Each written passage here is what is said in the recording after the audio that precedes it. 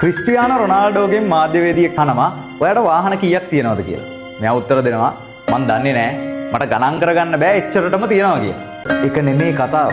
එදා දුප්පත්කමෙන් මිරිකී ඉඳපු පුහුණු වීම කරන්න හරියමං සපත්තු දෙකක්වත් තිබ්බේ නැති රොනාල්ඩෝම තමයි අද වෙද්දි ලෝකෙ ලොකුම සපත්තු සමාගම වන නයිකි සමාගමේක ඩොලර් බිලියනයකට අධික වටිනාකමකින් යුත් ඇග්‍රීමන්ට් එකක් ගහලා ඉන්නේ. ගොඩක් අය කියනවා රොනාල්ඩෝ වාසනාවන්තයෙක් කියලා. නෑ පුතා. අදටත් ඔයාලා අපි හැමෝටම වඩා රොනාල්ඩෝ මහන්සි වෙනවා. මතක තියාගන්න වාසනාවන්තයින්ට වඩා උත්සාහවන්තයෝ කඩාගෙන ඉහළට යනවා. වාසනාවන්තයින්ගේ වාසනාව ඉවරුණ දාට සෙල්ලම ඉවරයි. උත්සාහය එහෙම ඉවර වෙන්නේ නැහැ. ඉවර කරගත්තොත් හැරෙන්න.